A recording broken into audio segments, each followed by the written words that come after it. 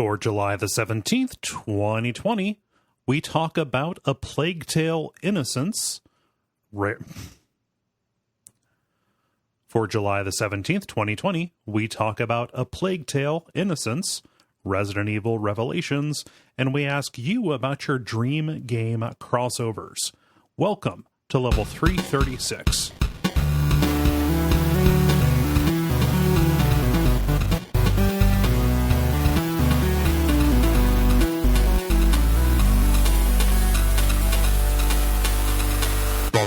My name is Cole Ross. I'm Dennis Furia. I'm David Maysmith. And I'm Ben Merkel. And you're listening to The Level. It's a podcast for people who love video games. Welcome back, Dennis. Thank you. Good to be back. Yeah. You were out of state last week. Mm-hmm. Yeah. I was out of state, out of mind, relatively. And were you out of your mind? Yeah. No one can know, because we went to a little cabin near Red River Gorge on 100 private acres and just pretended like the world didn't exist for a little bit, which is a wonderful luxury we're able to indulge in. But yeah, it was very restorative. Did some hiking, did some creeking, and in general, just had a great time. Awesome. I always wanted to go to Red River Gorge. It would be easy to fix that because I could just go. But it's a 6-hour drive for you at this point, which is that's an investment. Yes, that is quite a bit. I like it. For the equivalent here would be getting a cabin at Hocking Hills would be the equivalent for like Central Ohio, or going up and getting a cabin at the lake. Yes, I have taken swims in Lake Erie before. No, I have not grown a third arm. It's fine. Yeah, I don't know. It just literally being in a different place than normal for even a little bit is nice, and you kind of forget that when you spend so much time locked down. Rightly so. Yes, but it was good. Nice. Well, we're happy to have you back. Anything special happen, or did you want to keep that with your family? Let's see. What's special happened? We played some board games together. We no, nothing crazy. It's fine. Mm-hmm. Yeah. David, how about Keep you? your secrets. David, how are you? Bobbing and weaving. Yeah. Is New York going back further under lockdown, or is that just the West Coast right now? It's one of those relative things, by which I mean. Do you mean the East Coast? So I know that. It's the West. Yeah. Cali.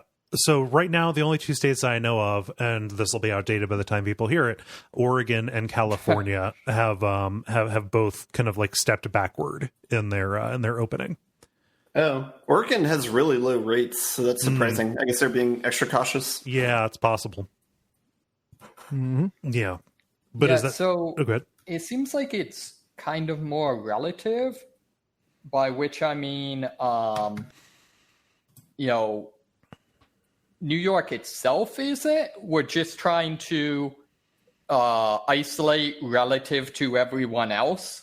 So, like, if we can just keep, kind of the Typhoid Mary states. Yes.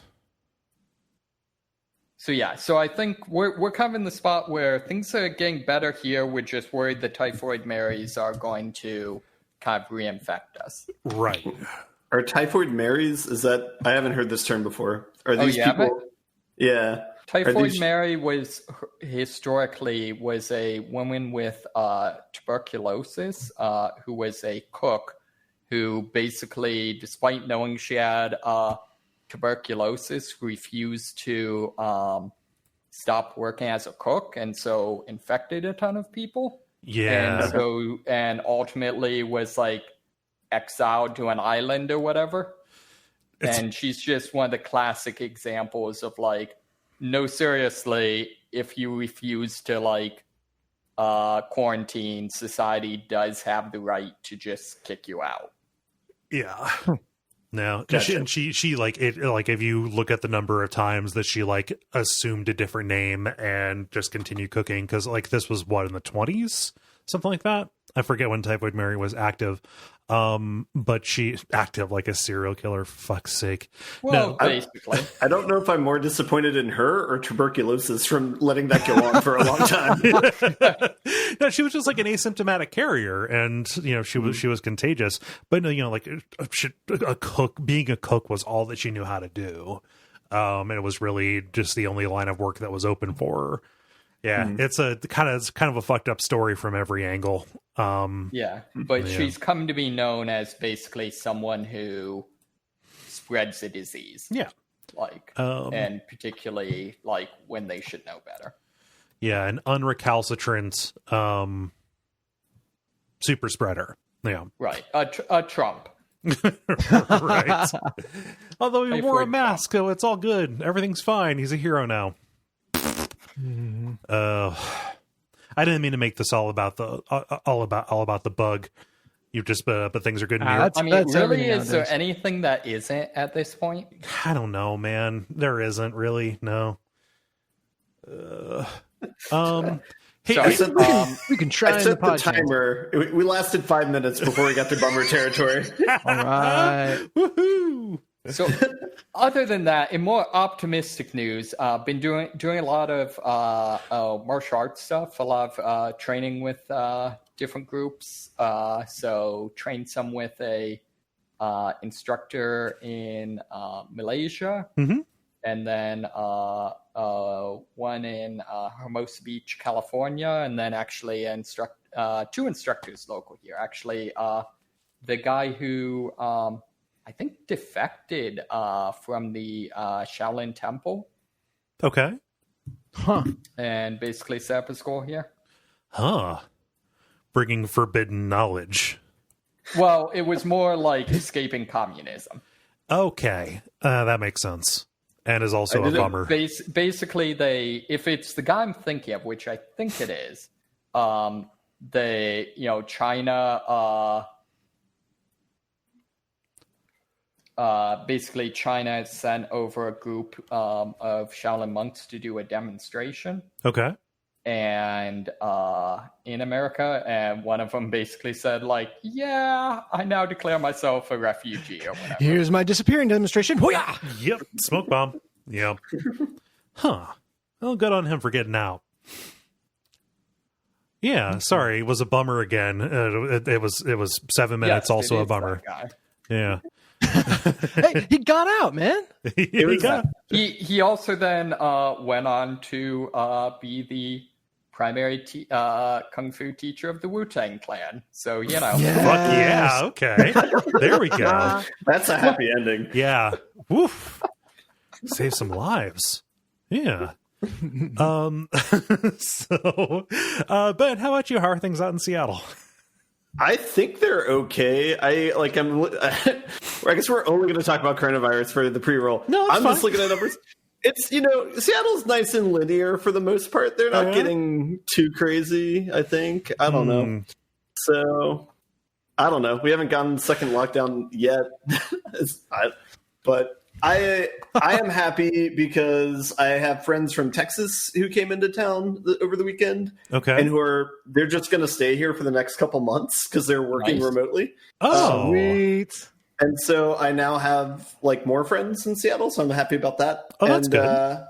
And the one who came, there's one who came in last weekend, and then another coming in next weekend. But they already got tested for coronavirus when they came here and tested negative. So I can only give them coronavirus. So that's great. Good. And then we went kayaking yesterday, which was a lot of fun, which I hadn't done yet. So that was cool to do that out on Lake Union, which is where my office looks out on. So it's weird to be in the same place and on the other side of it, where it's like I spend all my work days looking out and being like, I should be there.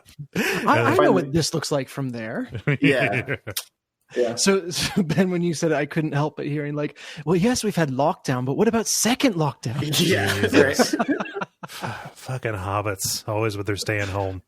Yeah. But on the bright side, like when I went out and got lunch today, like just looking around at the general populace, like I found one person who is not wearing a mask out of like 24 people that I walked by. So I'm like, hey, that's pretty good. Oh, that's good. Yeah. No. Yeah.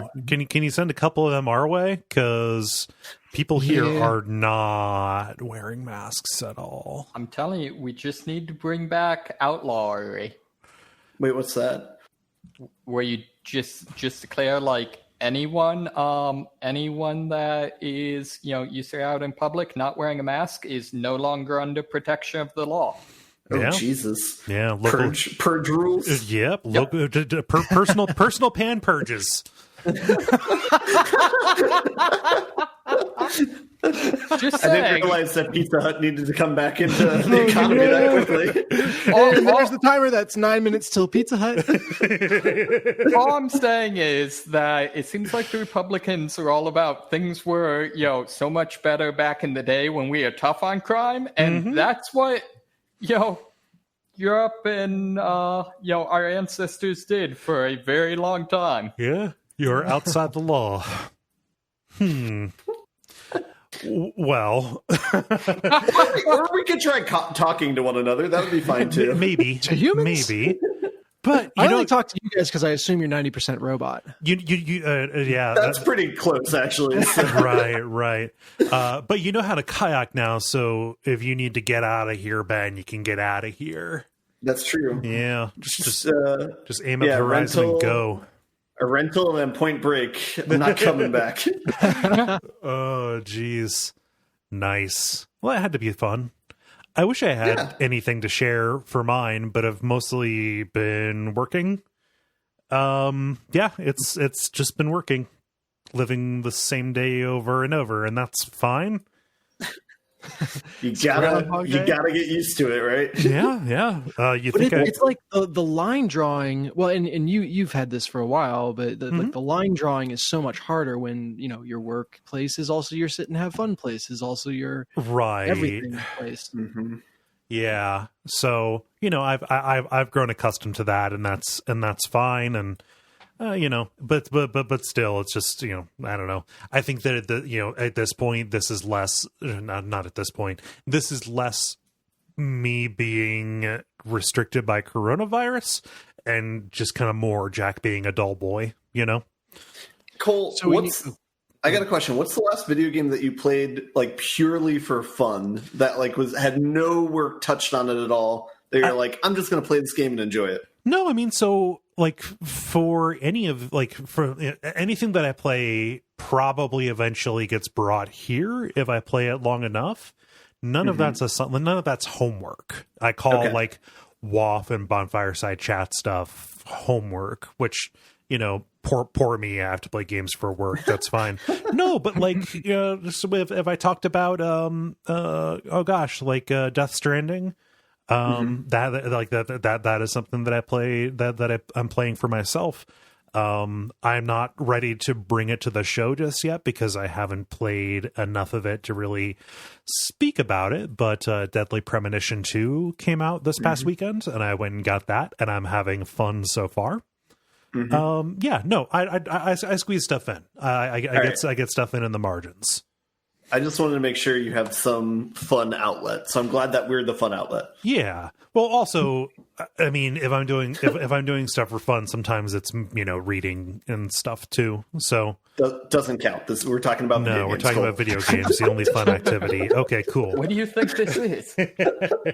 So this is apropos of nothing, but can we talk for a moment about how incredibly misleading the cover art they chose for Satisfactory is? Have you seen this on Steam? No, I only have it on. I've got it on the Epic Games Store because that's where it came out initially.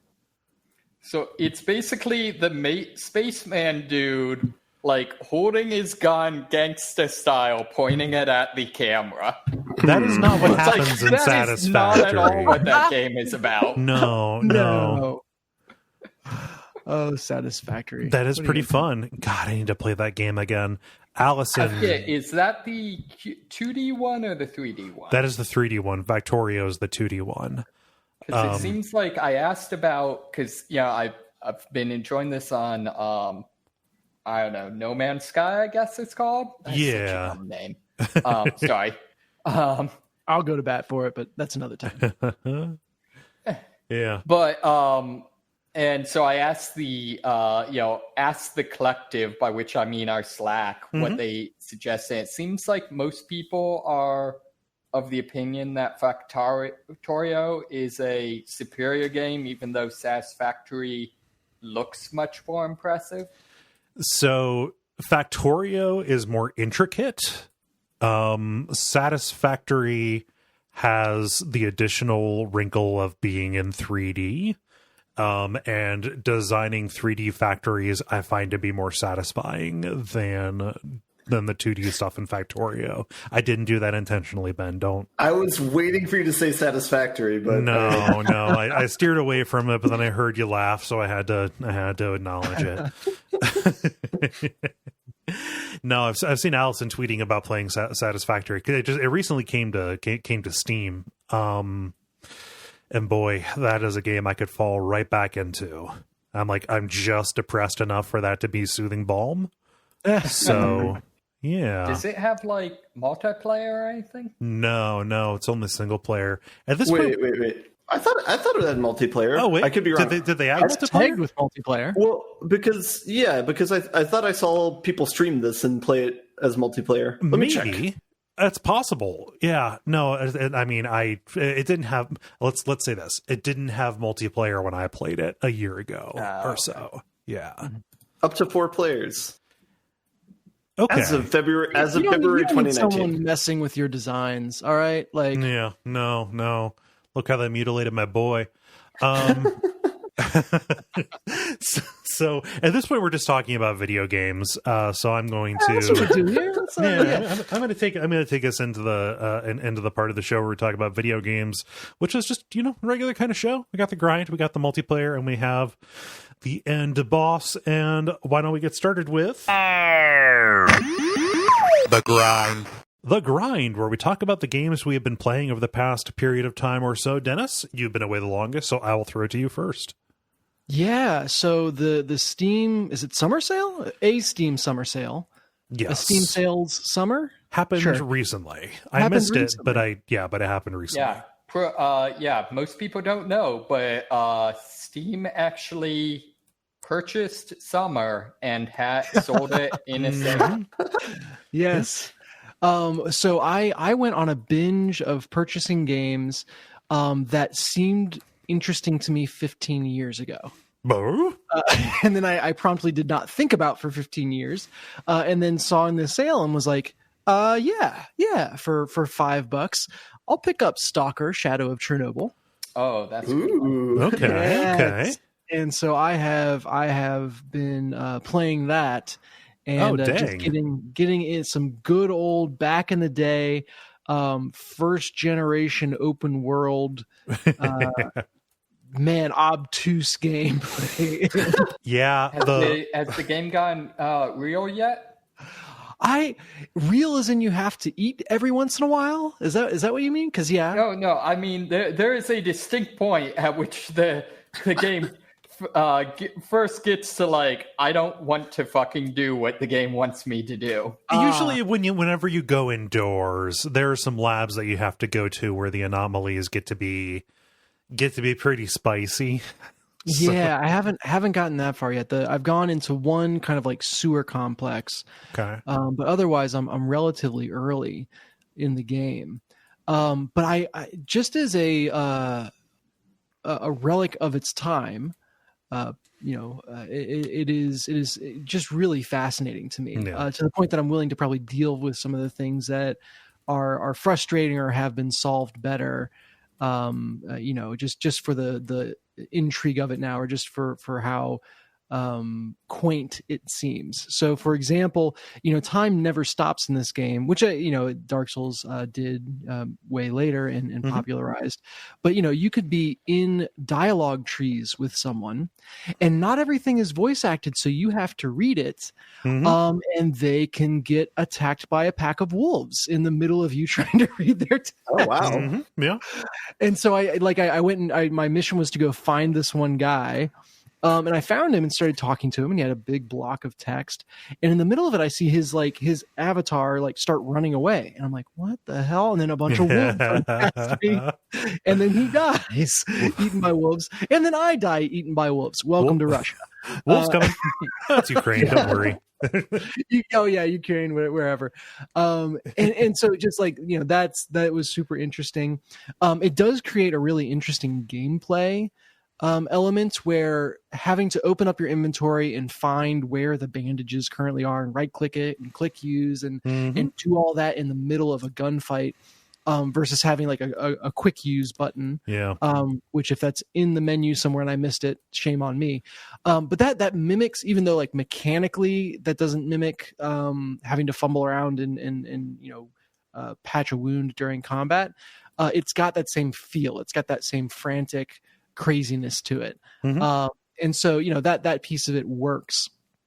It also works really well as a I don't know if disempowerment fantasy is the right word, but the weapons that you start with in the game just feel incredibly weak. Yeah. To the point where you're holed up behind one bus and then 30 yards away, the enemy is holed up behind the other, and you're firing at each other and you're like, I don't know if I'm doing any damage to you. Are you you haven't hit me. I don't think I'm hitting you. Should we walk closer to each other? This feels kind of silly, right? Yeah. And that moment of just what do I rush him? Is that doesn't feel right? I feel like I should be doing it. That is just I don't know. It was a really unique feeling, and I just kind of laughed as I was going through it. It doesn't make for high octane gunplay, but in terms of this story of a post-apocalyptic worlds where people are scrapping to get by and kind of it was just very in tone with the rest of the universe that this game is in. So a couple of tips on that. Yeah. One, rushing someone with the knife is very viable. Okay, that's good. Is a knife a one-hit kill? Generally speaking, I believe. Okay. David, are you going to give advice about the video game, though? Well, it's a very realistic game. Also, especially early on, kind of your ersatz sniper rifle or whatever is basically a over-under shotgun with slugs loaded. Yeah. Oh yeah. I noticed in my inventory I had shotgun slugs, and I was like, I should probably figure out how to use that. And then didn't quite. Yeah. But okay, that's the other one. I think just as an interesting thing. One, well, I guess I should also say headshots are extremely effective. And if I remember correctly, I think this is the game that one of its weird idiosyncrasies is it measures the bullet reduction of what you're actually wearing. So it's a thing where if when you shoot someone, if the bullet happens to say, pass through, say, the pouch they have on their belt, that reduces damage some, and then it passes through their belt, and that's a little bit more damage reduction. And I think incredible. I have the right game on this, but that's one of the reasons things can be a little odd sometimes. Yeah, that's I've noticed there's sometimes where I hit someone and they just seem to drop, and then another time I'm just is this thing even firing? It sounds like it's making noise. Yeah. So the strategy I end up going with is big time stocking up on regeneration anomalies or artifacts, I guess, because that then they're never not enough until you get real late game to actually proactively regenerate, but they're enough that basically they will regenerate as fast as their they'll regenerate fast enough for when someone's only hitting you with like every 20th bullet. Yeah. Well, and let's talk about these anomaly artifacts, because the big thing is that this area around Chernobyl is littered with anomalies, and you can get these powerful artifacts from anomalies. But at least everything that I've found is irradiated, and if you hang it from your belt to get the positive effect, you also have to deal with the radiation. Which the first time I strapped on a bunch of these things, which is kind of like, this is a hallmark of the game. I promptly irradiated myself to death. Yeah. Like, well, maybe I'll come back to these once I've got some kind of, like, maybe I'm going to find a biosuit or something. So I haven't touched them since then. Mm-hmm. Am I missing something? Do I just need to take my anti-rads or what? So there's a couple of things. One, I think, if I remember correctly, eventually you will find ones that don't have downsides, but then also they'll have different downsides, so you can kind of play them off against each other. Yeah. The other big thing is the way the game calculates radiation is kind of unusual, where if you have something that that gives like minus to radiation, it's not so much radiation resistance as is like radiation regeneration. So the end result is like, as long as you have more minus to radiation than you have plus to radiation, you become almost immune to radiation. Huh. Okay. Yeah, because it's like your like the rate of growth is what it's what it's governing. Same thing with health. Like a health, that there are no like increase your maximum health artifacts, but there are artifacts that change your health regeneration. Right. Exactly. Interesting. Okay. Well, and I think, part of the reason I was so easily able to forget about that system is the game is a little bit bland just in terms of color palette, and like, all the stones kind of look the same, and all the people kind of look the same, and all the landscapes kind of look the same, at least so far. And that's got a very specific oeuvre to it. Like I get why they did that. But at the same time, that it just, I don't know, makes it easy for things to fade into the back of your mind. Yeah. So, I won't say it's not successful at capturing the feel that they're trying to go for. That feel is just not a typical high octane shooter feel. Yeah. So two really fun moments is early in the game, there is a tunnel that is just filled with these lightning anomalies. And that is the alternative to going under an overpass that is covered by a bunch of mercenaries. Yes. And I don't know how, but I kind of started wandering into the tunnel, and I was like, well, the lightning's firing around me, and I jumped every time it went off, but I wasn't taking damage. And at a certain point I was just like, screw it, I'm going. And I ran, and I got through. Yeah. And it's, it's one of those like, oh, holy crap, I'm on the other side. Awesome. And, I proceeded to play for another 15 minutes and then died in a gunfight and realized I'd forgotten to save. Yeah. No, you got to ride that quick save, buddy. Yes, I learned that the hard way, because then I was not able to figure out how to get through the tunnel again. Did you end up paying the mercenaries, or did you take them out from a distance? No, I went the third option, which is I snuck in from the left side, got about halfway through, and then heard one of them start yelling. And I like froze for a second. I was like, maybe they're yelling at someone else. And then I started shooting. I was like, it's not someone else. Bye, guys. I hightailed it through and just ran far enough away that they didn't chase all the way. So the other option is to go and get a pack of dogs after you, and train them to the mercenaries. And while they're busy, they'll probably take out the dogs, but it will distract them and weaken them enough for you to take some pot shots and get through. Yeah. And that's like, this game really excels at having that emergent gameplay, lots of different options approach to solving problems. And I really appreciate that, because there were so many situations, that being one of them, where it truly felt like, all right, any solution to this that you can come up with is probably viable. The one thing that's not really viable is that stealth approach. Like, I've found myself, even in the dead of night, to be spotted very easily. Yeah. But and that might just be me needing to get good. But Everything else has been a ton of fun. The second big memory from this is you're raiding a military complex to get some documents that are up on the 3rd floor. And I had just an absolutely heart-pounding, like half sneaking around, half just sprinting, everything's going to crap, run through this complex, and made it really far in, all in one save. At that point, I was save scumming, or writing the quick save, but I didn't need it. And just everything was the edge of my seat, and trying to sneak around and jump through a window to get inside the building. And again, just like, I could have gone head on, but I found an entrance around the back. And then I wound up setting off the alarm anyway, but hid in a guardhouse, and then sprinted across a wide open space to get on the other side of the building, jumped through a window and seemed to lose everyone, had to fight everyone on the 3rd floor, which is where the documents were. And then the game crashed. It'll do that. It was literally like the second I thought, like, holy crap, that was amazing. The documents are in my sight. Crashed. So you couldn't have written it any better. So it is truly just that old school open world game experience, and I am appreciating it. So the only mutants you've seen so far, the blind dogs and the pigs? The cow pig kind of, things. Those are the only mutants I've seen. Sweet.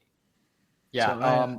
So one additional thing you might check out is there is a this is one of those games that has a fan expansion that's kind of like the, what was it, Long War expansion is for XCOM, where it's kind of, I don't know, like semi-official, or is like the expansion or the mod for it. Yeah. So you might check that out, because it, from what I remember, it really ups some of the survival stuff in particular.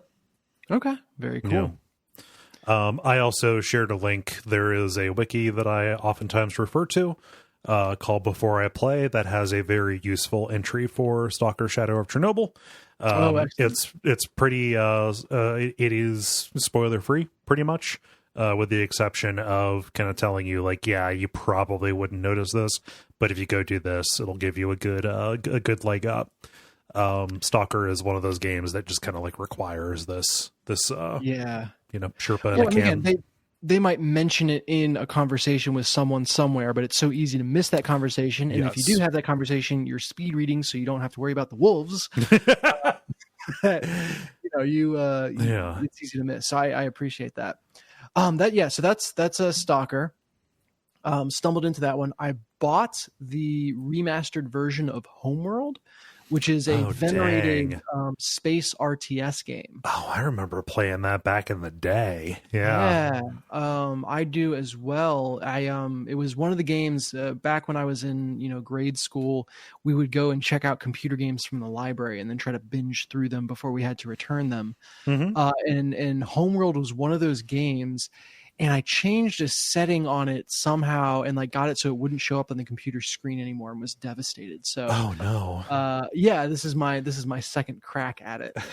I remember it being the most beautiful thing I ever saw, on a good monitor, like a friend's house.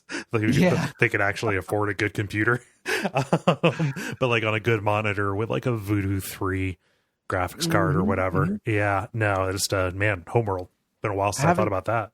Haven't gotten to play it. What I remember is the manipulating 3D movement being surprisingly intuitive. Yeah. And as something that I kind of went in expecting to be pretty clunky, it was like, no, this feels great. So yeah, I'm excited to jump back into that. And then maybe as a segue away from me, Killing Floor 2. Yes. Was free on the Epic Store. And so I picked that up. I played a fair amount of it on PS4. I think it was a PS Plus game way back. Yeah. And am jumping back into it. So I've only played a session or two. It's the same fun, although the thing that surprised me is, for anyone who doesn't recognize it, it is like an arena zombie shooter. Left 4 Dead meets. Actually, no, not even Left 4 Dead meets. It's like the Call of Duty zombie horde mode. Yep. As an entire game with a little bit of Borderlands pastiche to it. And that's the game.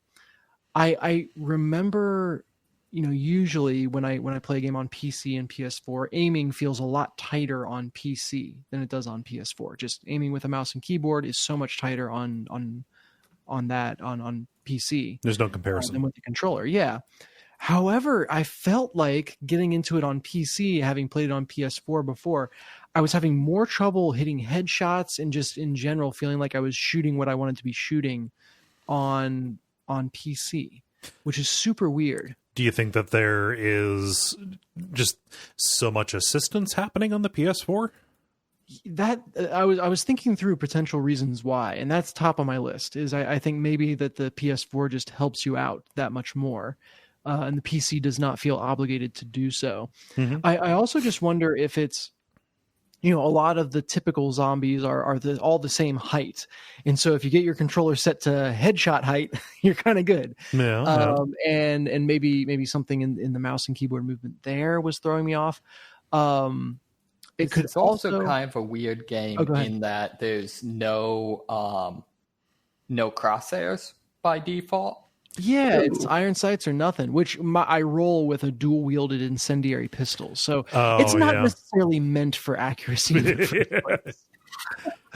But yeah, I think I just, for whatever reason on PS4, I'd found my groove headshot-wise and have not felt that so far. Mm-hmm. But again, it is a very grindy game. I had done a significant amount of grinding on the PS4, and now I'm playing with a new character. So there could just be an element of, your character is underleveled to it as well. Yeah. The one thing I noticed, and I commented to David about it because we played together, is I feel like I'm spending so much time reloading.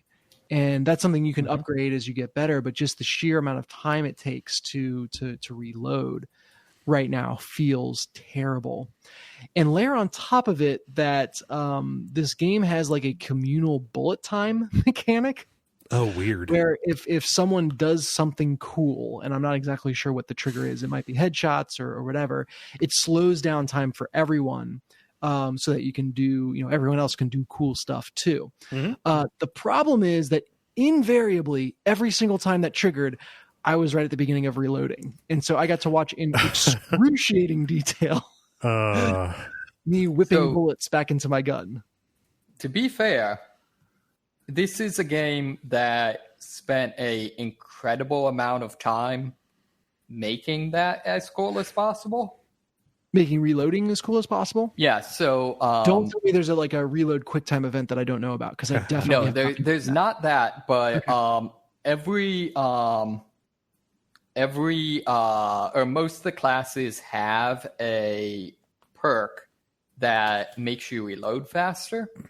However, they don't simply, what most games do with that is they just play the animation faster, which in this game, you'll actually use a better technique for reloading. Oh, nice. So, for example, you'll do things like, instead of default reload will be push the magazine release and then, get the new magazine put in. The second reload will be grab the new magazine, use the magazine to hit the magazine release, and then plug the new one back in, things like that. I demand, from the Gunslinger movie, where you spin the revolver and then flick the bullets in with your thumb.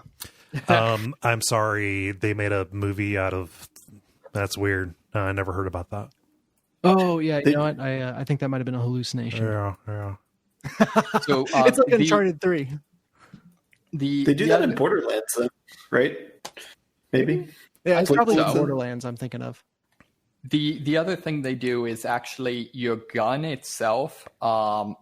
Its FPS is not locked with the rest of the game.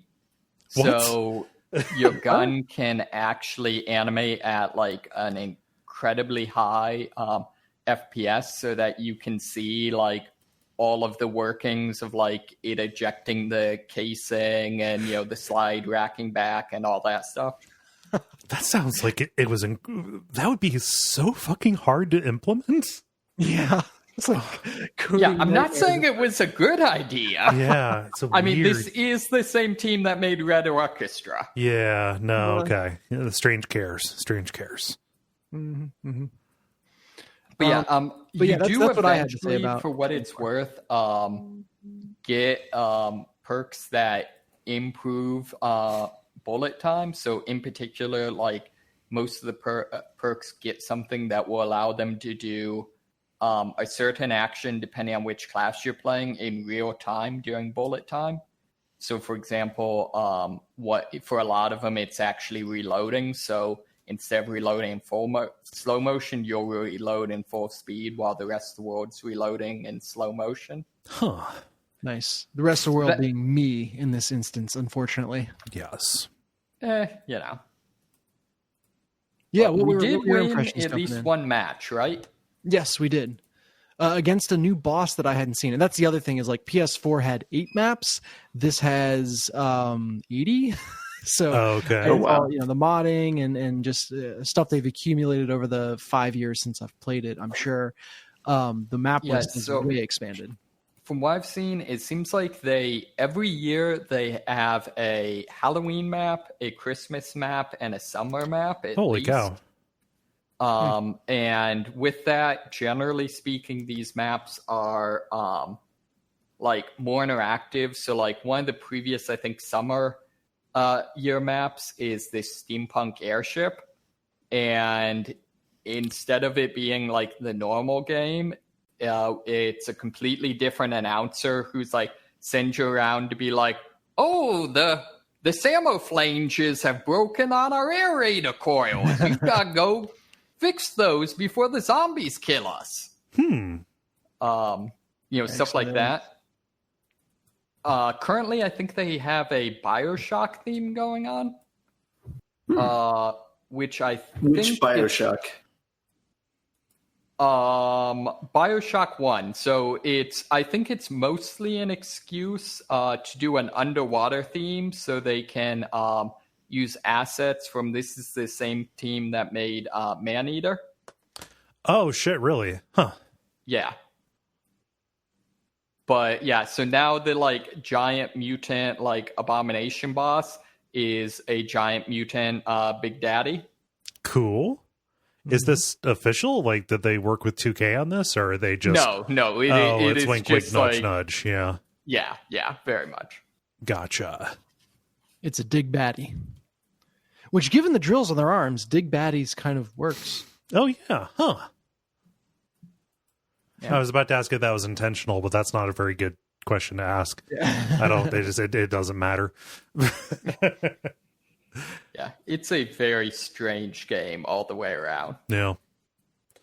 You just reminded me that Maneater exists. I need to get that. That's a game I really want to play, just not for the price they're asking for it. Yeah, probably.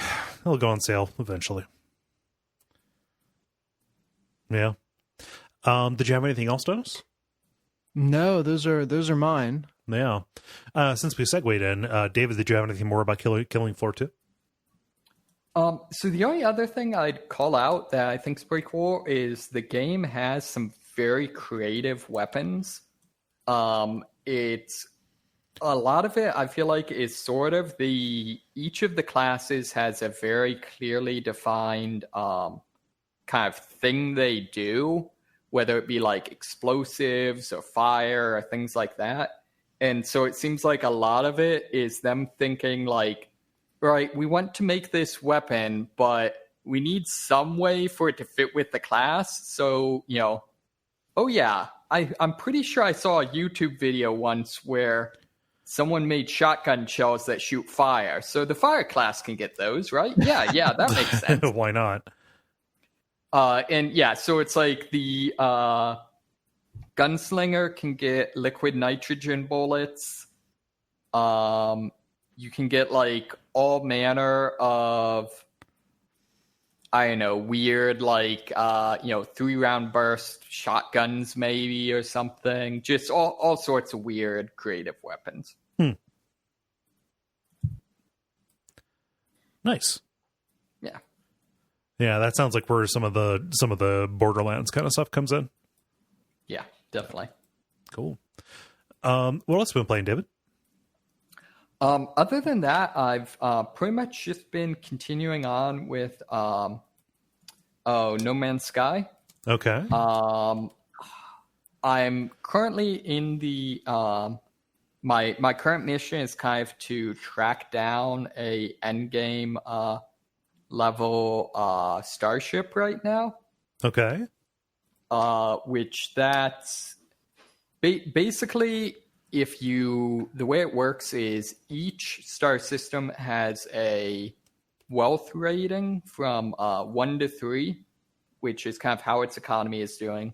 And that determines the rarity, the chance of rare ships, or like high-class ships spawning in that area.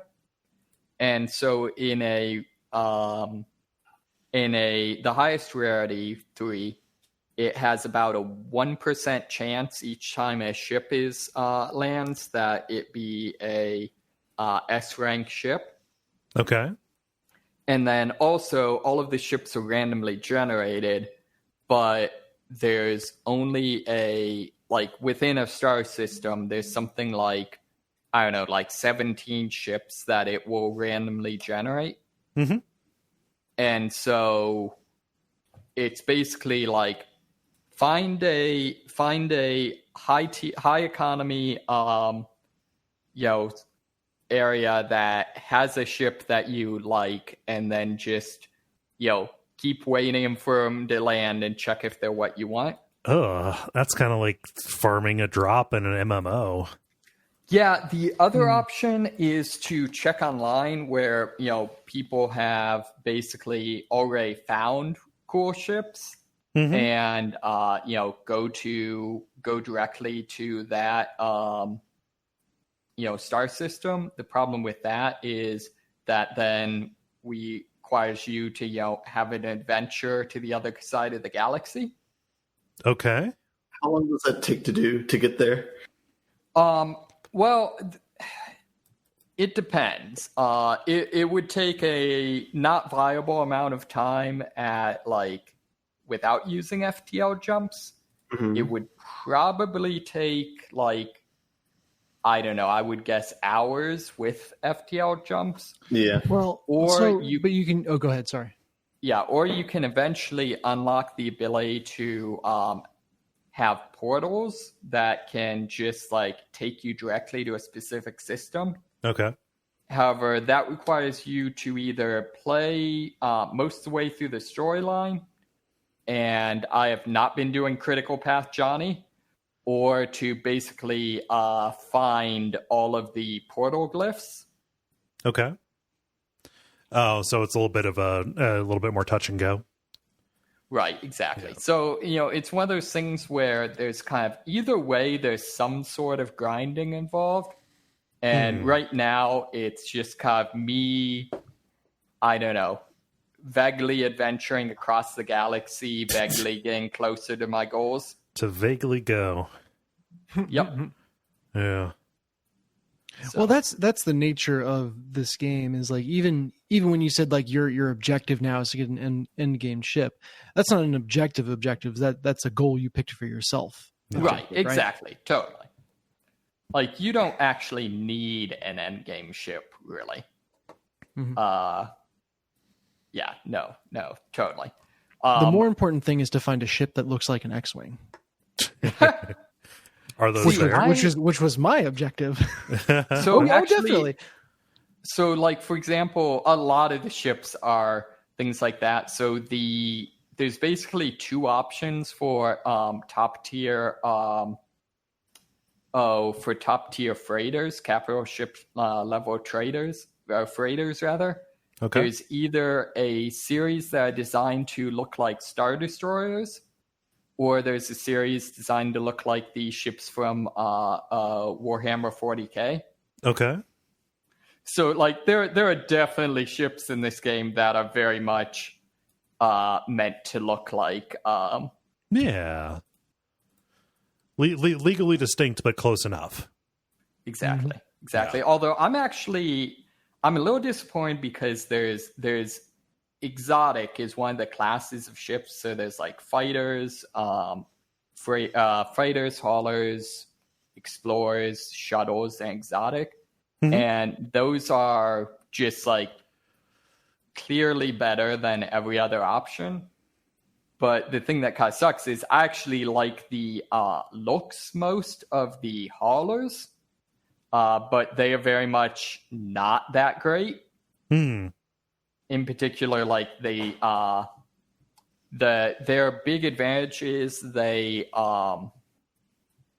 naturally have very high inventories. But the issue is that that's actually the only stat that you can upgrade on any ship. So you can just take any ship and give it, over time, give it a max size inventory. Okay. And they're not very maneuverable. How that works in the frictionless space, I do not know. But they have maneuverability problems. But probably inertia, most likely. I suppose. Does inertia work in zero gravity? I think so, yeah. I have no idea. Yeah. Maybe it does. It would be weird if it didn't. Yeah, put it that way. I was going 1 through 3. Yeah, no. There is no reason that inertia would not work. Okay. Or would not account for that. Right. So inertia. But yeah, other than that, the game continues to be the actual story continues to be pretty weird. I can't figure out if I don't know, Dennis, have you actually played through the next storyline?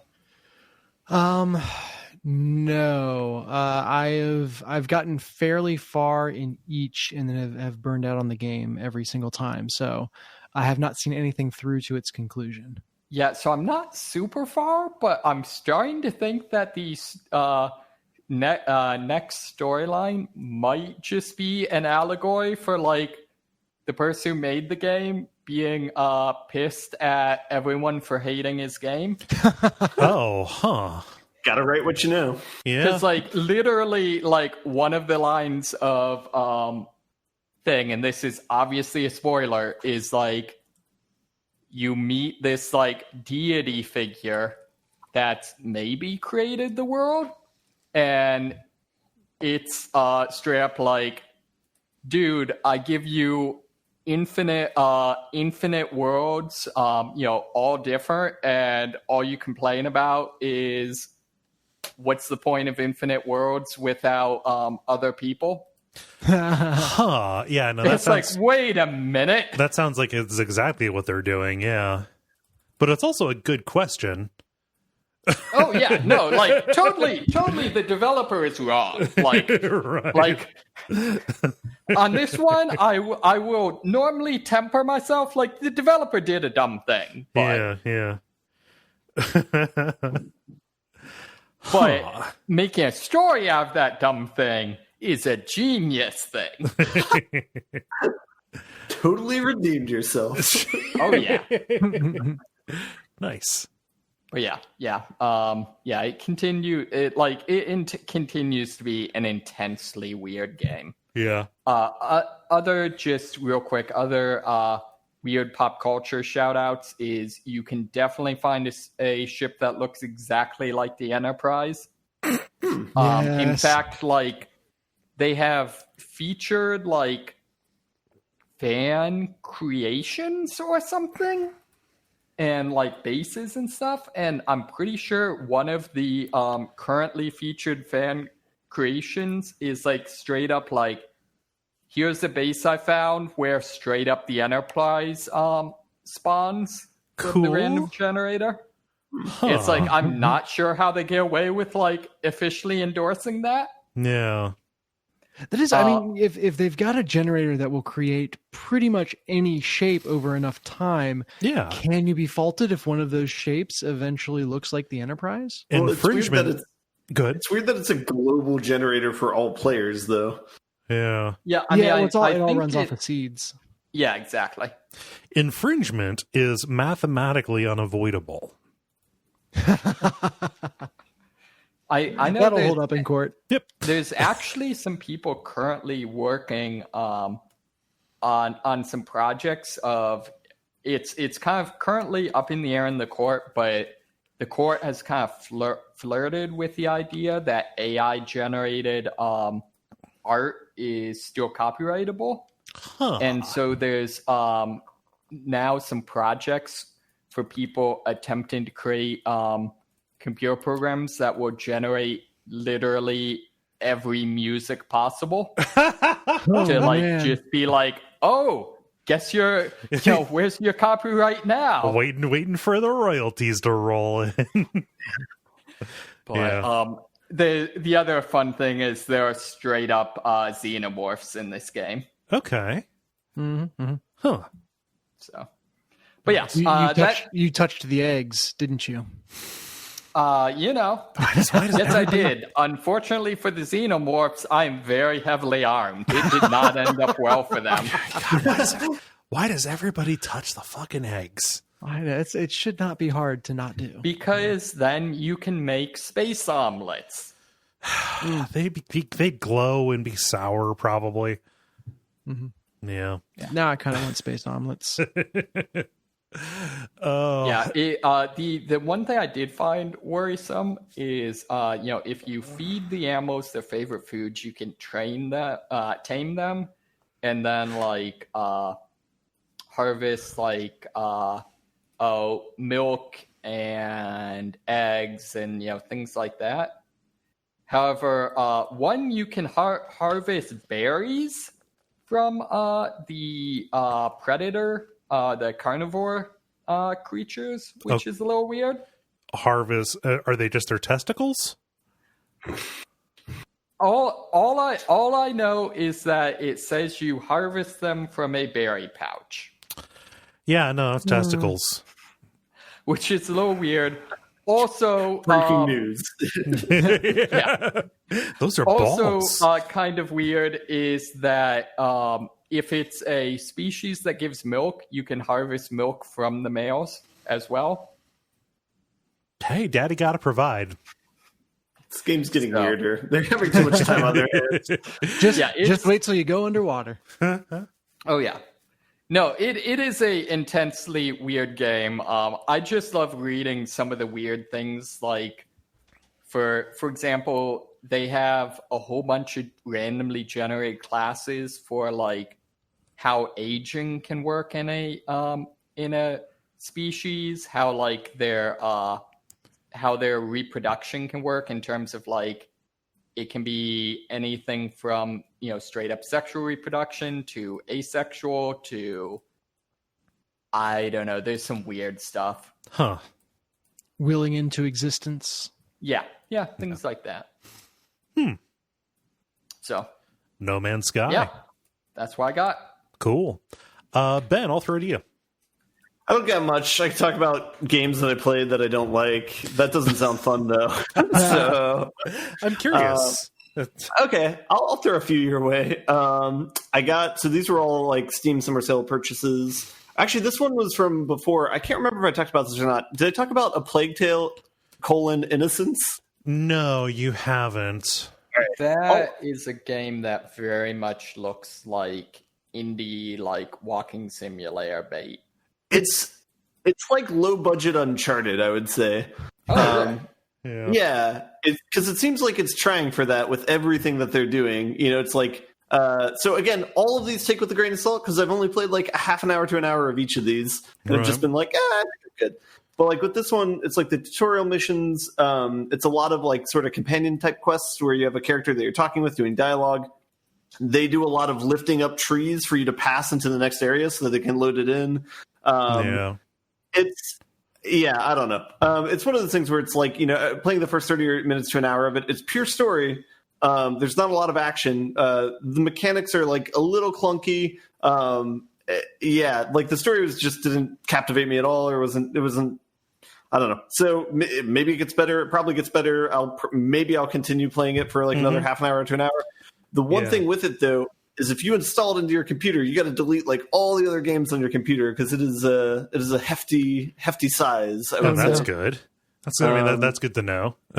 Yeah, so I think that's maybe that, and the first half an hour to an hour I played of it is probably the biggest barriers for me to continue playing it again.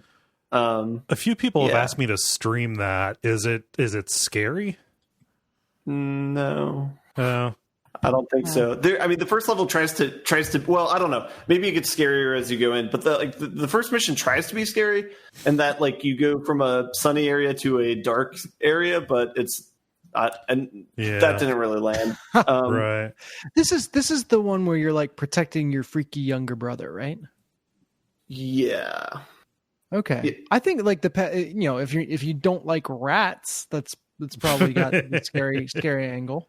Yeah. Yeah.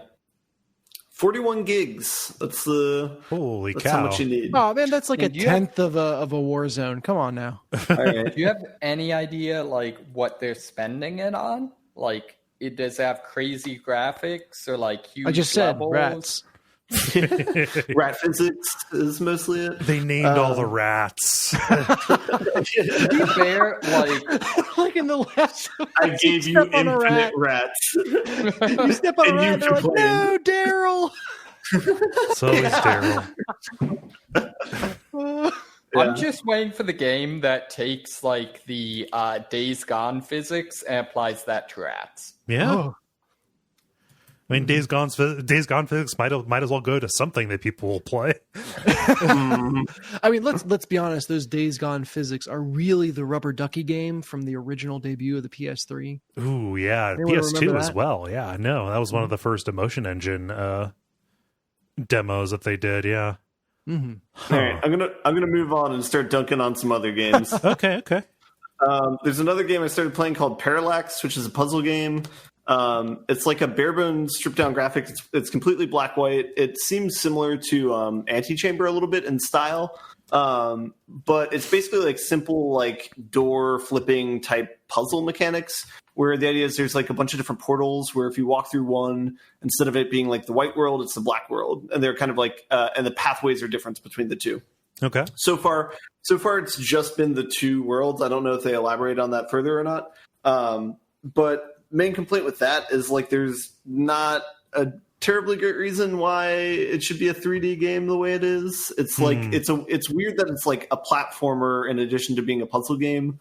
So that was just something where, again, after about a half an hour of it, it's like, well, these puzzles aren't getting interesting, and the main difficulty of it is just navigating like the fact that it's a 3D space. It's not from the actual puzzle mechanics of like flipping these portals and going through other worlds. Which, as a concept, the whole idea of Parallax, where it's a bunch of frames kind of stacked on top of each other and moving at different rates, like that's a super interesting premise for building puzzles from. I'm maybe the name doesn't belie what's actually in the game mechanically, but that feels like wasted potential there. Mm-hmm. It's an older game. It's pretty cheap. I think I got it for like $2 or $3 maybe when it was on sale. But yeah. Anyway, whatever. Onward. I also started playing a game called Youropa, which was on my wish list. And again, it's something I've only played a half an hour of. It's another puzzle game. It's it does have like a good amount of polish on it. It's similar to a game that I don't know if I talked about on here or not, called Alucinod. I don't know if I talked about this game or not. Doesn't ring a bell. So I'll talk about that very briefly. That's a puzzle game where essentially the dimensions will bend, or like walls that are rounded off or whatever. If you walk on them, gravity changes essentially. So like it's like a Michel Gondry music video, I guess. Okay. But in that game, that's like a really well executed mechanic. Like the puzzles are really interesting with that. The space is very confusing, but that's kind of fun. The game that I was playing more recently, Youropa, it's like a much more stripped down version of that, where you're kind of floating on the puzzle. It's kind of like a Mario Galaxy feel. Okay. Where you can like walk around on curved surfaces that way. The thing that's like frustrating about it is there's like this mechanic where it has this like jumping mechanic that's weird, where if you say and this is a difference between Youropa and Alucinod, is if you walk up the side of a mechanic and gravity is pointing, like, let's say to the left, for lack of a better term, and then you jump off of it, like we walk off an edge on that, gravity will restore and then be pointing downwards, and then you like can jump up on top of a ledge. But that's like very, for some reason I think that's a very bad choice in design, because, like, for example, if you walk upside down on something and then you jump, you immediately fall off and die. So that sounds very similar to a game called Dead Core. I don't know if that rings a bell. I played it a long, long time ago, but it is a first-person shooter entirely built around speedrunning, to where the shooting is just a way to like unlock puzzles in new ways to progress forward. And they prominently feature a mechanic where if you're inside a certain zone, gravity will go a different way, and the second you jump outside that zone, gravity will reset to normal. So it's only inverted within a certain zone. In a like highly kinetic game, that is phenomenal for just manipulating gravity and finding new paths. But it doesn't sound like this is a game where you're like moving at high speeds. Yeah, and they don't telegraph these zones at all. Like this is a mechanic that you just have to remember. They actually, I should say, they do telegraph it a little bit, because there's animations on the character if you're like on a surface that's upside down, where you can see like his arms are like dangling a little bit, so you can tell which way gravity is. But it doesn't take away from the fact that it's kind of a frustrating mechanic, and it's like I think Alucinod's a better example, where the gravity just shifts with however you are, and it feels like the puzzles are more interesting in that situation. So I don't know, man. I just feel more and more unhappy with games anymore. But yeah. Can you do me a favor and spell the name of this game? Because I've been doing searches for it, and all I'm coming up with is the strategy game Youropa Universalis. So, Youropa? Yeah. I think it's EUROPA. Well, let me double check that. Sorry. Okay, yeah. I've done a searcher on that, and it has not come up, at least on Steam. Sorry, put a U in front of that. It's Youropa. Oh. It's Youropa. Youropa? Yeah. All right. But it's like, it's supposed to take place in, like, I guess Paris is where it's supposed to originally take place. Okay. So play on words for that. So it's not on the moon, Youropa. Okay. Yeah. Cool. Thank you. Sorry to break the flow there, but No, you're good. If people wanted to find it. I want to spell the other game, since I would recommend that one over over Youropa. It's called Alucinod. It's ALUCINOD. Okay. Good luck. What's going on here? Yeah, it's a real memorable name. I did not have to look it up in my library to remember the name of it. Yeah. Anyway, I'll write it down here as well. We'll do a silver linings, though. I continued playing Mushroom 11, the one game where you destroy a blob that grows back and you solve puzzles with it. That game's still pretty fun, but It's something that you only just sit down and play for like 5 or 10 minutes, and that's like plenty. So that game's still good. I played Duck Game over the week. That game's awesome. That game continues to be awesome. Yeah. That is a crazy ass game. Yeah. It always looks fun when I see them do it on Duckstream. You gotta have quorum to play that game, but if you can find 3 other people that have it, great time. Nice. Yeah, that all for you, Ben? Sure. All right. Stop there. So for me, because I've been busy with work, I've not done an awful lot. I've not played enough Deadly Premonition 2 to really say much about it. So I will have that for the future. I am not dissuaded by like the middling reviews that people have given it for technical reasons, at the very least, because if you're going into a Deadly Premonition game expecting it to be technically on point, I do not know. We cannot have a meeting of the minds. Let's just say that. The other thing that I've been playing that I can talk a little bit more about, and I don't want to say too much because Jala has already covered it. In fact, Jala's talking about it was the thing that made me decide to start streaming this. But I, over the past weekend, streamed about 4 or 5 hours of Resident Evil Revelations. Yeah. Right. Yeah, so I'd kind of written this off because it initially came out on the 3DS, and I picked it up there, and that's just not a very good way to play this game, which is bad. It's a bad thing I did, because when it's off of that system, what it actually becomes is a very interesting melding of newer style Resident Evil, you know, from RE4 onward, where it is a third person over the shoulder shooter, with kind of the older style of space that you were in. You know, you're on a boat, and it's overtaken by these new kind of zombies. They're all kind of like jelly-like, and they've got spikes and bones and stuff like that. But when I say it's old style, what I mean is, like, there's backtracking. It's kind of a puzzle box space. There are, like, themed keys that you find that'll open up doors that you encountered earlier. And the overall effect is that this is actually, like, a pretty full-featured, you know, kind of classic style Resident Evil game that has some modern, you know, modern action game kind of feel to it. So it's a little bit of a precursor to something like, say, the RE2 remake, more so than I would have thought. So, you know, and that's all related to stuff that Jala said, but I kind of had to play it with my own two hands to kind of see exactly how much this was something that I like and would have wanted to play sooner. So I'm having a good time with it. Another thing that's really cool about it is that there's a huge amount of variety. So, you know, it's a chapter-based game. I think there are like 12 chapters or episodes. And, you know, different parts of different episodes, like, you'll be playing as like different groups of characters. So like right now I've gone between like 4 different groups of people, kind of through these different scenarios, looking at different parts of the story as it goes. And that's kind of cool. Like, it's not as claustrophobic as other RE games have been in the past, but it is a neat, different experience than, you know, than I've come to expect. So yeah, it's been good. Cool enemy designs, cool boss encounter.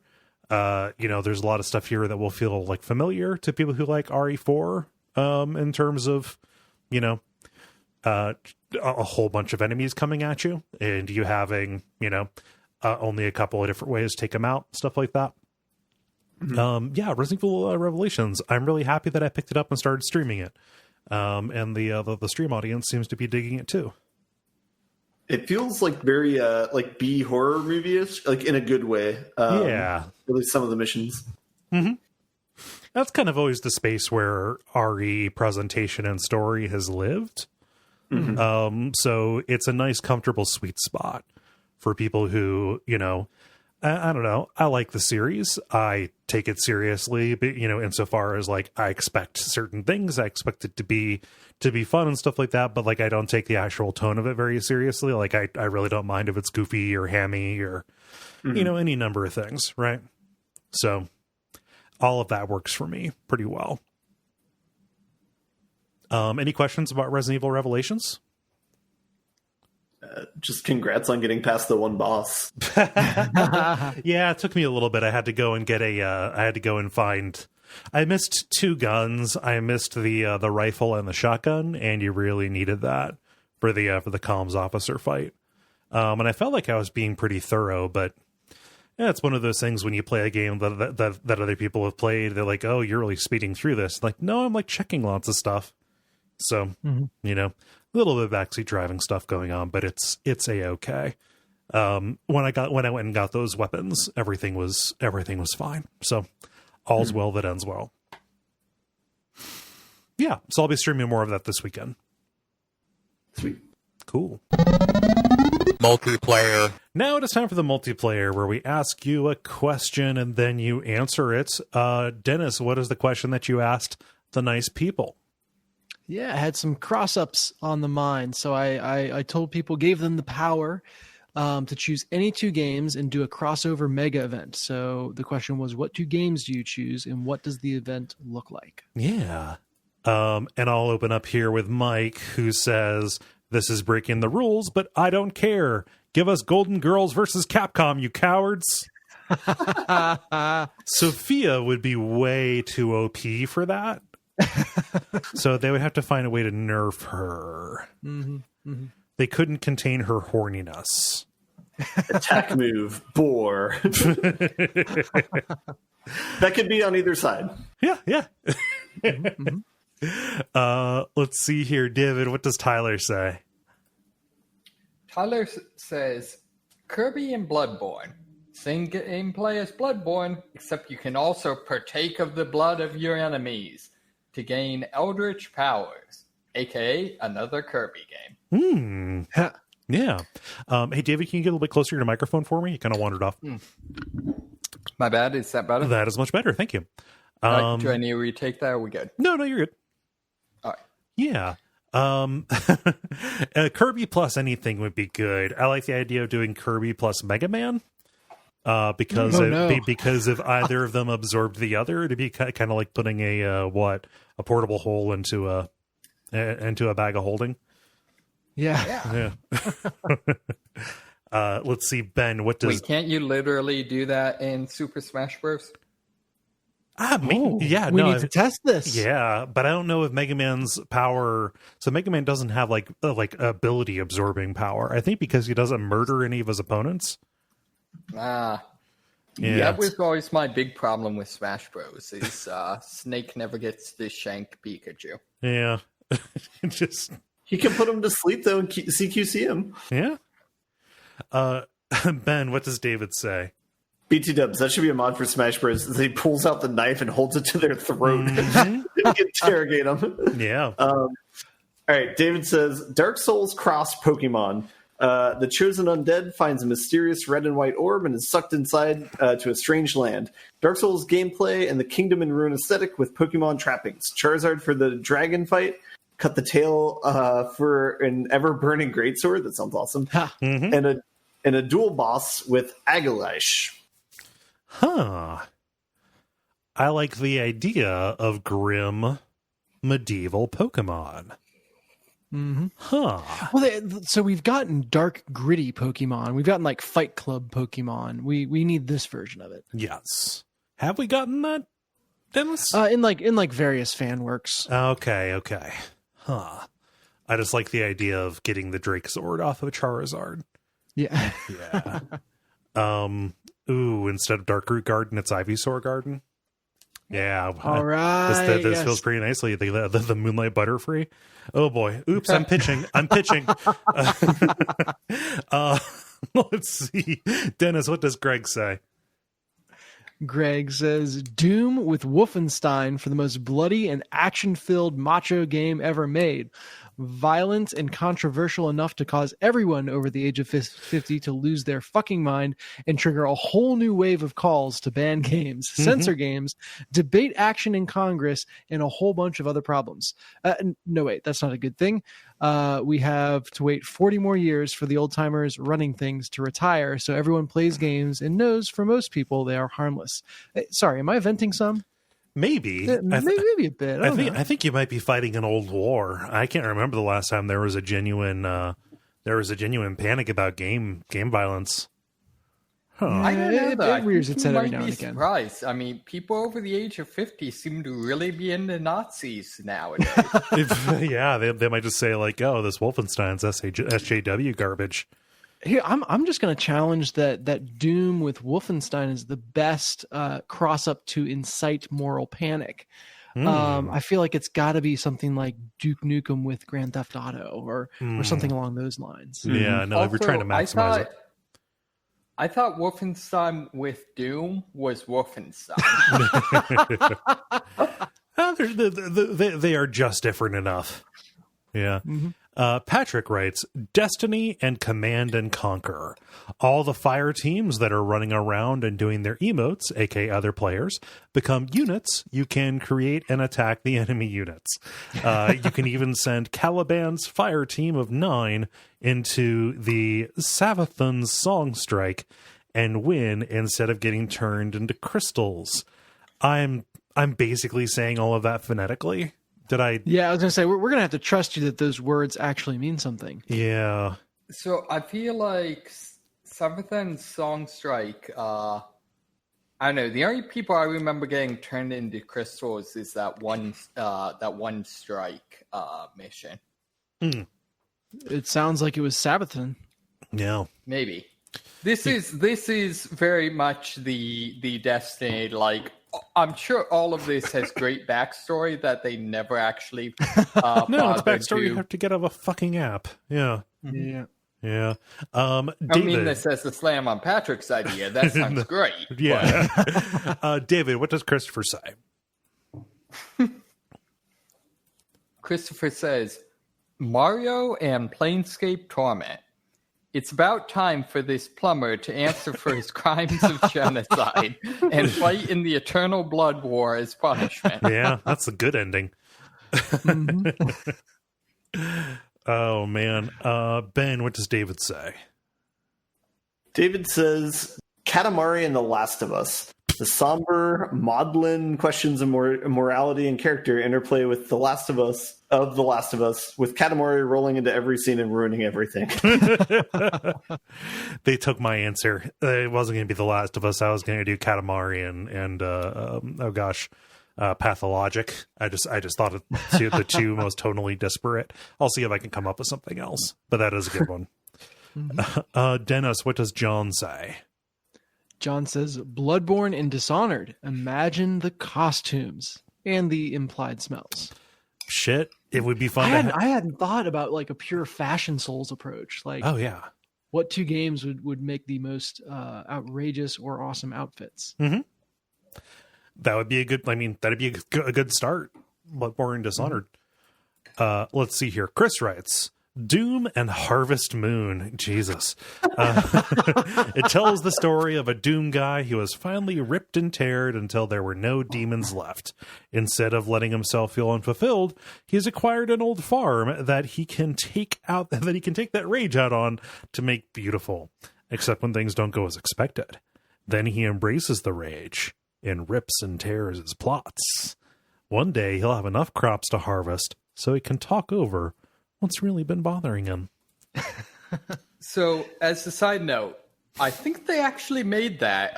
Look up Atomic Crops on Steam. Oh, snap. Really? Huh. I was going to say, like, how is this not Doom and Animal Crossing? So that took over the internet. The pitch for this from Steam is farm, marry, kill. Atomic Crops is an action-packed roguelike farming simulator where you must cultivate and defend the last farm in the post-apocalypse wasteland. Atomic Plots or Atomic something else?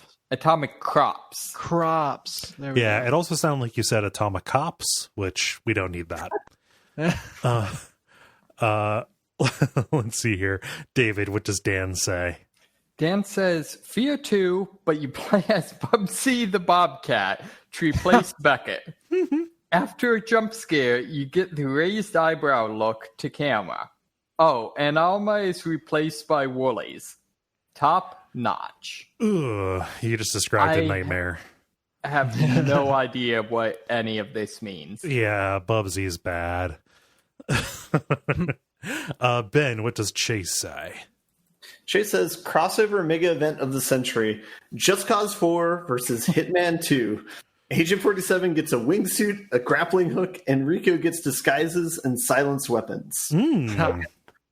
Yeah.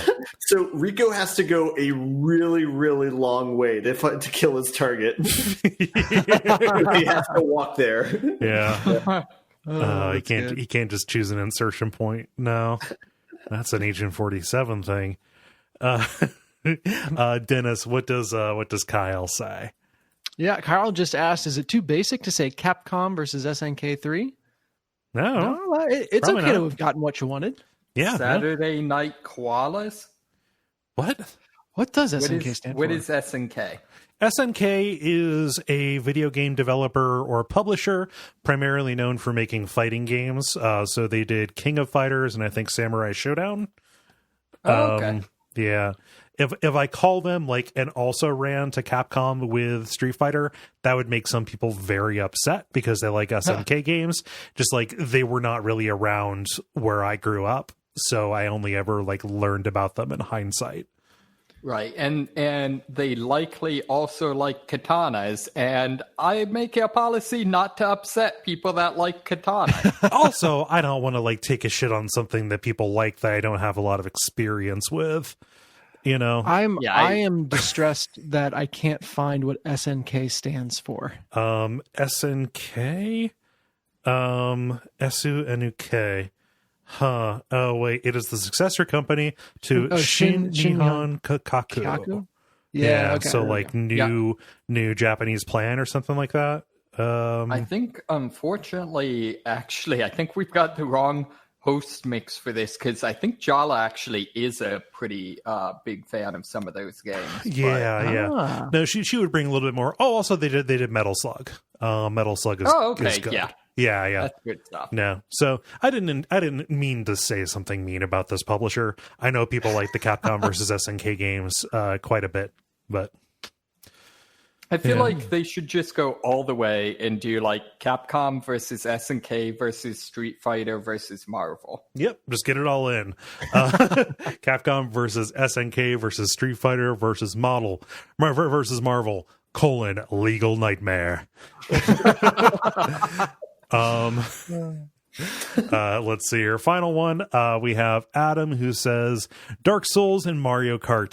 You can play as any Dark Souls NPC or a custom character, customize weapons and armor, and hack or magic your enemies to 8th place. Dark Souls levels would be tracks, of course. Yeah, anything as a kart racer is a good entry. Yeah. Actually, like a kart game level set in the gutter would be weirdly fun. Oh, sure. Yeah. Huh. Little slippy slidey action. Yeah, no. It's kind of like a ghost house. Yeah. And sorry, Greta, I'll be with you soon. So for my answer, like, to go in a different direction, that's not like the total like polar opposites in regards to tone. Like, I don't know, it might be pretty cool if there was a version of Slime Rancher that had the official Dragon Quest license. Would be cool. Oh, sure, yeah. I think that'd be pretty fun. You could even like do a mashup of that with like Dragon Quest builders. Mm-hmm. Yeah. No, I'd like to do some kind of like fighting and stuff with them. That'd be pretty fun. Yeah. David, how about you? I think maybe Monster Hunter with Shadow of the Colossus. Oh shit, yeah. Ooh. Mm-hmm. That's one of the few they didn't do. Like there were all those guests kind of armors and crossover things. So like The Witcher appeared in Monster Hunter World and stuff too, which feels like an obvious match. Mm-hmm. Yeah. Another one I feel like is, I don't know, I feel like there's got to be, I realize this is the most stereotypical thing, but the, I forget what they're called, what the pseudo genre it's called, but like the Dynasty Warrior games. Yeah. I feel like there's much that could be matched up with that. Like, I don't know, maybe a Dynasty Warriors Metal Gear Rising Revengeance. Yeah, they've done a couple of those. So like Muso is what that's called. Yeah. I know they've done like the Zelda and they've done Zelda, Dragon Quest, and there's the Berserk one as well. So they're open to it. Yeah, sci-fi one would probably go pretty far. Yeah. Ben, how about you? All right, I got two answers. Serious one and a joke one. Serious one is I was trying to think the entire time about who would be the best company to make a Dune game. And so I'm going to go with the Mad Max team because they did a really good job with that world, and it's not too much of a stretch to get to Dune from there. So I'm going to go with that for my final answer for that one. Ooh, okay. Joke answer is also Mario Kart, but with Road Rash, so that you can turn it incredibly violent. The only way you can pass someone is if you beat them with chains. Yep. So there's so many weapons in that game, and all I ever think of is the chains. Mm-hmm. Because it was the most satisfying one. Yeah. So this isn't actually like a fully fledged answer, but games that I would like to see, or at least a game that I would like to see mash up with things would be Splinter Cell. Okay. I just feel like there's a lot you like. Splinter Cell itself got too self-serious and like weepy and stuff. Mm-hmm. But I feel like, I don't know, Splinter Cell and Hitman or... Yeah. That's the thing, though, David. He's been crossed up in a ton of games. You just never know he's there. Yeah. I'm shaking my head at you so hard. Instead of doing that, Dennis, how about you? Yeah. So one thing I found just in prepping for my answer is they actually crossed up Horizon Zero Dawn and Monster Hunter World. So lamenting the lack of cross-ups with Monster Hunter World. That's a perfect fit. But my answer would actually be a Horizon Zero Dawn, and then pick your vehicle combat game, kind of Twisted Metal approach game. Oh. Anytime I was riding or interacting with one of the giant like mech monsters in the game, I just wanted to be able to like fight, like battle with them. Yeah, get one on your side, and then which you can do with some, but to actually be in control and to actually have combat, they've got such a sense of size and momentum, and so it's Horizon Zero Dawn plus a little bit of Pokemon, a little bit of Twisted Metal, a little bit of Mech Combat or Mech Warrior. But just let me ride one of those giant mechs and take it against another. That's what I want. So what are the little like raptor things in Horizon Zero Dawn? Just kind of like, oh god, let's just call them raptors. Yeah. So the reward from the Monster Hunter like crossover with that was armor for your Palico that basically makes them like a sort of robotic Palico in that style. Nice. It is amazing. But if a Palico is not cuddly, then is it still a Palico? Yeah, I think you're assuming these watchers are not cuddly. I mean, they're mostly metal and edges. This is true. Yeah. Anything can be cuddly if you're heavily enough armored. Okay. Huh. Well, thank you, everybody, for writing in with your responses. This was a fun prompt, Dennis.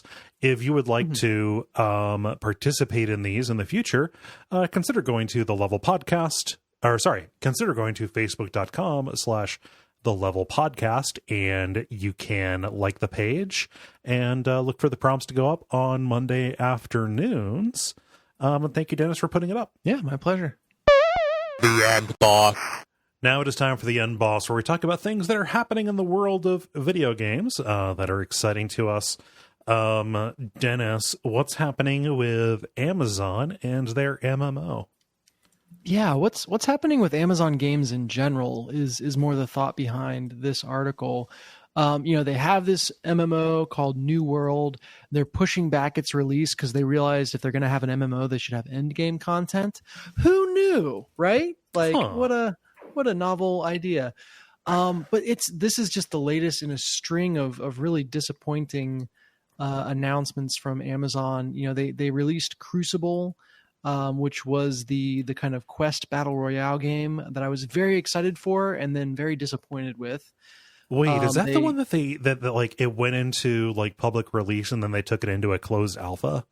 Yeah, so they brought it out and then realized it was not the right time to bring it out. Right. You should make sure your game is at least a little bit fun before you bring it out. Yeah. But so there was that.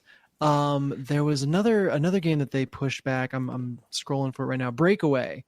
And they wound up completely canceling that. It was a fantasy brawler. And so this is kind of 0 for 3 for them. And I'll be the first to say a delay is not a bad thing necessarily. So Cyberpunk 2077 fans, I feel you. But it just feels like Amazon is really struggling as they're getting into this space. And that's unfortunate and not completely a surprise all at the same time. Yeah. Interestingly not mentioned in the delay of New World is that basically the entire narrative of that game is a bit based around a colonizer fantasy. Ooh. This feels like a very, very bad time, especially, there's never a good time. Right. A very bad time in particular to be releasing something like that. So people are talking about, and their antenna are up for that kind of thing. Yeah, exactly. And I almost kind of wonder if this was a situation where it's like, through that lens, our end game content was super, super bogus. So we're just going to say we didn't have enough and go figure out what comes next, which, better than bowling forward with it. That's great. All right. They could have pulled an Ubisoft. Yeah. Or declaring that it's too hard to animate Jesus. I don't know. So it just kind of, at this point, they've done enough damage to any kind of excitement or hype I might feel that I really am not keeping my antenna up for any of their games. We'll see when it comes out. And I'm hopeful, I would love to see it do well, but I'm just not hopeful at this point. They have enough money, just in general, in that company broadly, that they could actually afford to take some really cool risks. But that probably comes along with the risk of things maybe not panning out. So hopefully, all of these seem like moves of a studio or a publisher or what have you, recognizing and taking corrective actions to make sure that their, stuff hits right. So I don't know. It's probably good. I unfortunately would draw an analog to what went down with the whole streamer buying blitz with all these streaming platforms popping up, which is, all the companies rich enough to say we should get into X without having any real strategy or differentiation or reason they deserve to be in X, still jumping in. It feels like they might have done that with games. It's like, let's start making a bunch of games and we don't really know, we don't have actually any game. Yeah, we don't have we do not have an established process. Our analysts say games are big, so yeah. Go ahead, buddy. They just observe. They're like, well, all you need to make games is overwork underpaid workers. Also, I totally buddied you, David, which is I do that to my kids. That slipped out. Oh, yeah, the parenting. At least you're owning it. No problem. I probably need a parent. I need an adult. I'll do mine real quick here, which is, even though that game is being pushed back, some games are coming out surprisingly soon, such as a game that was touched on again this past weekend at the Devolver Digital event, a game that I've been very excited for, Carrion, which is kind of like a pixel art Metroidvania style thing where you play as kind of a big monster made of blood and tentacles and teeth. That's going to be coming out on Switch, Xbox One, and PC on July 23rd. So it's like right around the corner. I'm really excited about this game. It looks like it's very empowering to bowl through these spaces and grab up scientists and munch on them and incorporate them into your biomass. So it's good that it followed the perfect arc where it was announced. I thought, oh, that looks real cool. And then I didn't hear about it again until it's about a week from coming out. And then I'm that'll go on my calendar. So for everything I've watched of it, I still have no idea how you actually control this thing. Some things make it look like you're controlling an individual tendril. Some things look like you just kind of push the direction you want to go and you go there. I think you change it just, like you said, it looks amazingly kinetic. Like you hold buttons to change modes, to change what part you're moving around. That's the sense that I get. Roll along the ground versus grappling hook versus kind of float versus attack tentacles. Yeah. Okay. That's my guess based on all the things that I have seen the creature do. I'm looking forward to what can put up a fight against this thing too. What kind of challenge is going to be there. Yeah, there's some mechs in the trailer. That looks fun. Yeah. But yeah, this is, you're controlling something that outside of one very big spoiler in a game that I think we've talked about in the past. Yes. You don't really have any analog for controlling something like this in a game. So that's cool. Yeah. So I'm really excited about that. There, I forget what else was announced at the Devolver thing because I didn't watch it live, but this is the one that stuck out to me. Ben, so what's going on with Rocksteady? You've been looking forward to this for a while. This is like a paper thin credibility story, so I just want to put that out front. But it's an article about somebody saying that a company affiliated with WB Games registered a trademark for Suicide Squad for a URL for that, or domain for it. I think, and specifically, it's like Suicide Squad kills the Justice League. So people are speculating that Rocksteady is going to do a Suicide Squad game. I think this would line up with previous rumors that they were going to do like a Superman game. Yeah. So it's kind of like same universe, but sure. All right. Okay. If this pushes us to getting an announcement from Rocksteady sooner, then sweet. Yeah. And just because, go ahead. Go ahead. I was going to say, can you really forgo the conclusion that it's a tactical leak? Like that's so common now. A tactical leak? Well, just in terms of like, hey, register this. We know people are going to find it. Yeah. Possibly. So we're going to get some free news cycles ahead of when we make the actual announcement, so we know how to shape it. I mean, I don't think they need to worry about like people being excited for their game. Like, I don't think they need to drum up any more buzz. But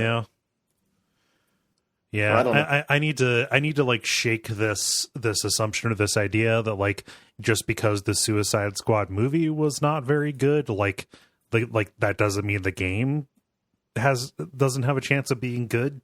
You know? I mean, the comics are great. Yeah. So like I think that the movie has kind of done a little bit of damage to the name there. But like, I don't know, it might be cool playing as Deadshot and stuff. Like that might be fun. Yeah, I was trying to think through all the characters that they've already done. They've done Deadshot, they've done Harlequin. Oh, that's right. Deadshot shows up. You do like a bullet trajectory analysis in Arkham, right? Yeah. Yeah. Isn't Killer Croc one of them too? Killer Croc's? He's a boss in the first one, yeah. Yeah, well, I was just making sure they was part of Suicide Squad. So they've done like done a good fraction of the Suicide Squad already. So yeah, it's not a big leap for them to do that. They just need to find actual gameplay because Predator mode doesn't really make sense for half those characters. So. No. I'll be curious. This lines up with the rumor that I had heard before, but then again, there has been smoke and then nothing. So who knows? I'd like to see him do was it Secret Six? That would be good. What's that? It's basically the exact same plot line with like different characters. Well, some different members and much less just like zany beat 'em up and much more kind of like superhero espionage. Yeah. Huh. Let's see here, David. What's going on? What story did you bring us? Okay, so I kind of brought two mini stories. Because the first one is just like, here's a really cool YouTube video that you should watch. It's someone demoing a non-Euclidean video game engine. Unfortunately, from that, like by its very nature, if I tried to describe it, I would just sound like Lovecraft trying to write. Yeah, I mean, so like just spaces with irregular topographies, let's say. Like this has been accomplished previously in games like in games like Antichamber came up before. Ben had mentioned that. Some like levels, like even in the build engine for Duke Nukem 3D have accomplished some of this as well. Like there have been other engines, but it sounds like this is specifically an engine that is for those topographies. So I watched this video earlier in the week. Can we spoil the ending of this video? Do you mind? I haven't watched it, so go ahead. It's basically set up like Portal. So the idea is like if you walk through a certain thing, it'll spawn you somewhere else, and it'll like update either if it's like scaling or something like that, it'll update the size. But yeah, so it's retroactively proving that Portal is like one of the best games ever. Once again. Oh yeah. So, and speaking of Portal, my second story is just something I find amazing. So on Steam, they've been advertising what I think is maybe like an expansion for Half-Life Alyx or like a documentary or something. It looks like it's. Go ahead. It's called The Final Hours of Half-Life Alyx and subtitled A Decade Inside Valve Software. Okay. And this feels like a tell-all documentary. Well, and I just like that the image they chose for A Decade Inside Valve Software is just a guy with his head in his hands. Yeah. It looks like G-Man. Oh, I'm sure that's what it's supposed to be, but I feel like this is just perfectly sums up like the last decade of game development with Valve. I mean, to be fair, they haven't been developing games for a long time. Exactly. So Yeah. But like, well, and this, so it says by Geoff Keighley. By Jeff Keighley. I think that to me that would indicate, or it feels like this is not sanctioned. This is, like I said, the tell-all narrative. Yeah, but it's being sold on Valve's platform. So on Steam they call this an interactive storybook. So it looks like it's like it's what would have been called like a multimedia CD back in the 90s. Yeah. Huh. Oh, apparently this Jeff Keighley. Yeah, Jeff Keighley. Yeah. Published a series called The Final Hours. Yes. Where he basically wrote about like the development process of things.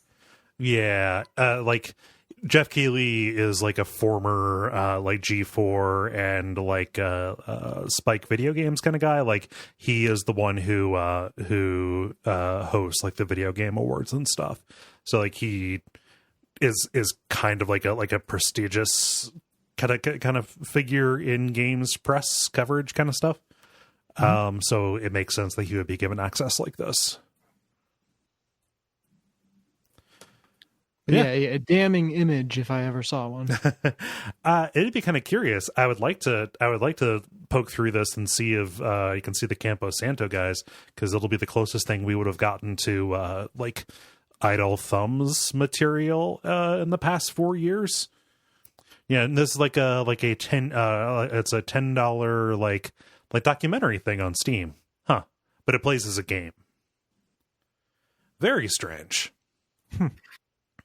Yeah. How do you guys feel about buttoning it up? Let us button. The credit. Thank you so much, everybody, for listening to this level number 336. We appreciate you taking the time. We're happy that you're here. If you would like to help us out, you can go to patreon.com/Duckfeed.tv. That supports the entire network and gets you bonus content and things like that.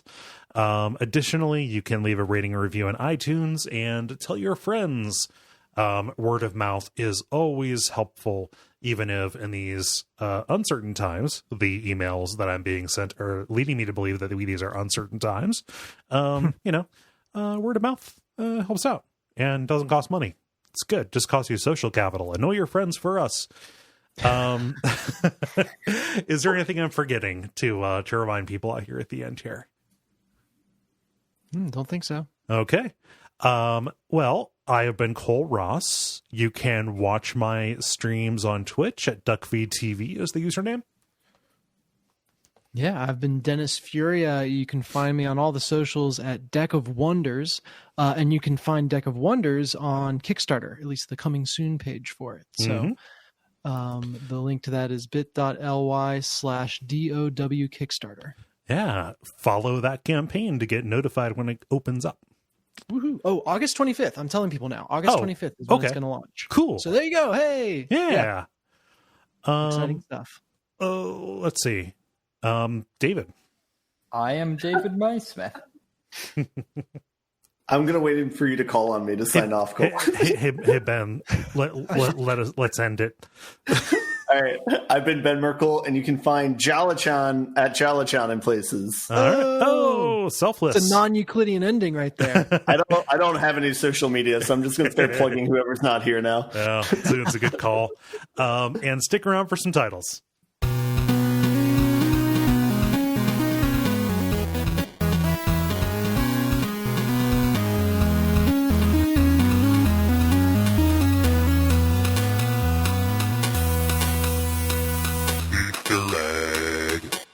Okay, who has titles? I have dose. Okay. I have notes. I gave you infinite rats. And I have I'm pitching. Oh. Okay. Dennis? Yeah, I have 3. I have personal Pan Purges. I also have personal Pan Purges. I have Dig Batty. Okay. Can you spell that for me? Yes, DIG and then BADDY. Okay. There we go. All right. What's the third? And then the final one I've got is an equation, actually, which is Wolfenstein plus Doom equals Wolfenstein. Okay. I'm worried about how that will render on people's podcast players with the special symbols there. Yeah. Personal Pan Purges got a big laugh when it happened in the thing. I'm pretty happy with that. If that's the title. Okay. As long as you guys feel that wasn't over the line with me being a little, I don't know, negative. No, that's fine. That's fine. I mean, it matches. You're not out of line with my mood, so yeah. No, it was funny dark, not bad dark. Okay, good. Cool. All right, well, I'm going to go because Greta is getting real anxious for some. I think she was considering consuming your soul earlier. So no, I snapped a picture of her yawning, and it looked like she was about to eat me. It was very good. Yeah, very good. Cool. Okay. Take care, everybody. Be safe. Yeah. Mm-hmm. Bye. Mask up. Yes. Have a good night. Mask it or casket, baby. See you guys around. See ya. Bye. Peace.